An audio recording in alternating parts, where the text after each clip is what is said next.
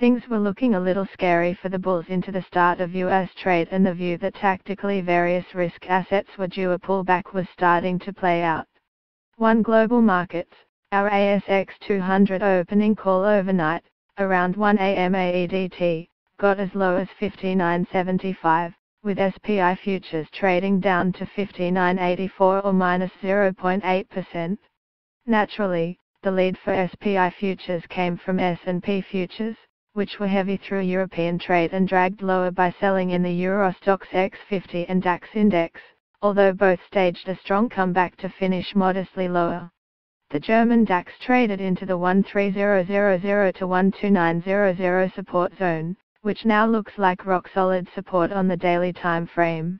So in the session ahead, if the bulls can dominate and we see a higher high, then that should be respected and could mark a short-term low in the index. The S&P 500 cash index opened on its lows of 25.74, naturally in line with how the futures market had been reacting, with buyers then steeping in from the get-go and pushing the index slightly above the flat line. The buy the dip mentality is still very much in place, but then again, who wants to sell and realize a capital gain when you may get a lower tax rate next year?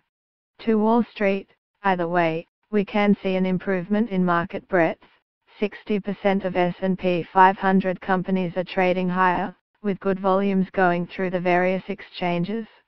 Notably, the Dow, where value traded, is some 52% above the 30-day average.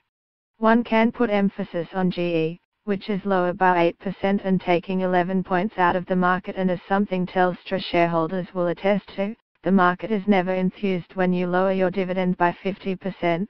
Even if this does represent an above-sector payout ratio of 85% of forecast free cash flow.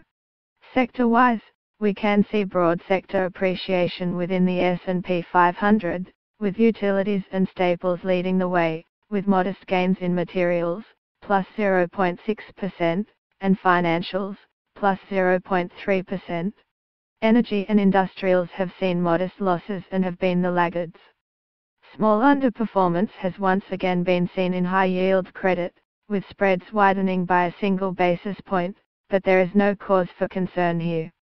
The Russell 2000 is trading largely unchanged, although the noise around US tax reform is set to heat up, with headlines just out that the Senate Finance Committee will release its revised tax plan tonight.